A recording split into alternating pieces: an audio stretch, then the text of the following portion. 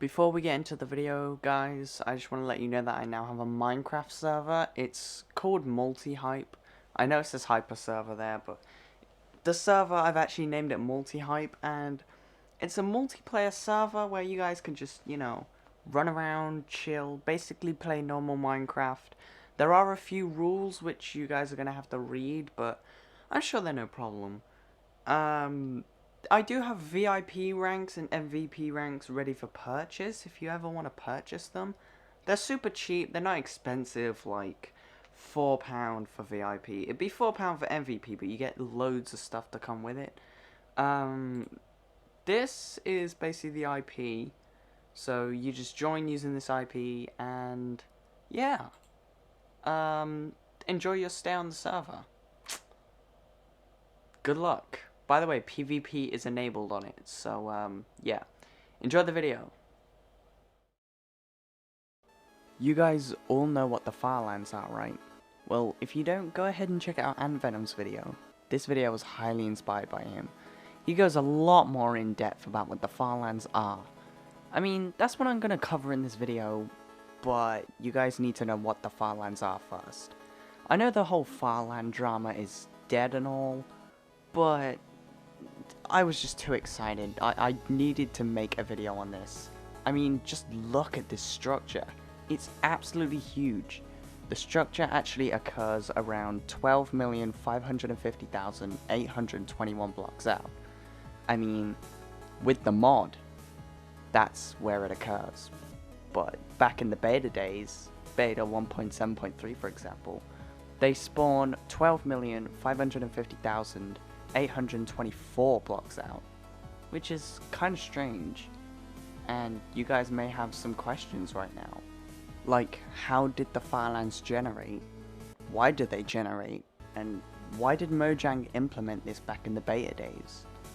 And why was this such a big thing?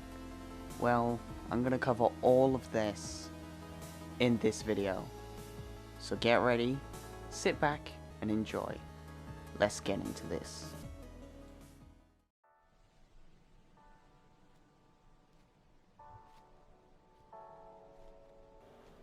Okay, let's begin. So, why that specific number?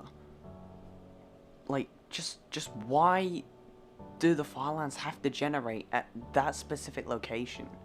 Well, let me tell you. So if we take the number, the highest number that Minecraft can understand, which is obviously, I covered it, the 32-bit integer limit, and divide it by 171.103. And you probably already have a question right now. Why 171,000.103? Well, in the Bedrock edition of Minecraft, 171,103 blocks out is Minecraft Bedrock's first limitation, which that limitation you experience jittering effects. So if we divide that, what do we get?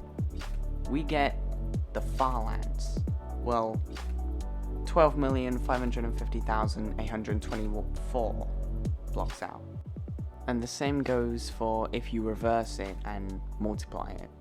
Now, you might be thinking in your head, do the farlands generate in the Bedrock edition? Well, you may already know that they don't. I mean, they don't even spawn in the Java edition anymore without modifications. In the Bedrock edition, it acts differently. The Java edition, if you were to teleport to those coordinates, the game would just act normal, as if you were at the spawn point. But in the Bedrock edition, however, it acts very, very differently. I mean, just take a look at this. I've teleported to where the farlands should be, but no farlands generate. Instead, no terrain actually generates at all, except for the exception for Bedrock and lava. That's technically the only thing that actually generates. But that's not all.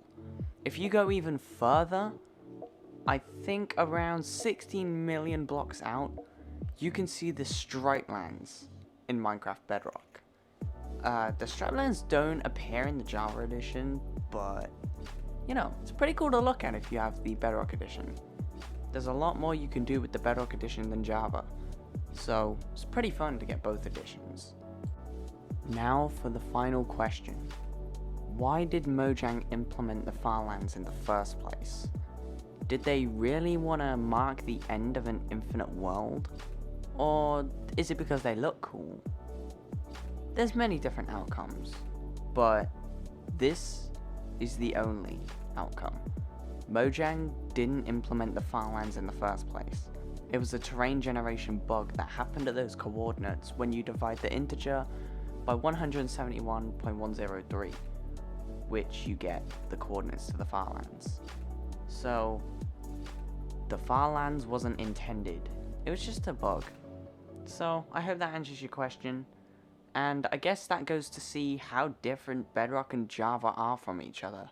I mean, you could go all the way out to the world border on Java and experience nothing. Absolutely nothing.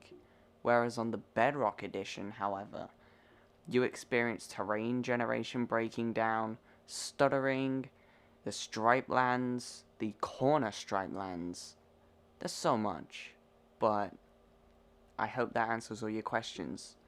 I know this is kind of a dead video because the farlands, no one wants to see them anymore, I guess, but, you know, I kind of enjoyed talking about this. I might make another video of, like, breaking Minecraft, as AntVenom likes to call them. By the way, subscribe to AntVenom, because he basically made this video. If it wasn't for him, I wouldn't be covering this right now. So, I hope you enjoyed the video, and I'll see you in the next one.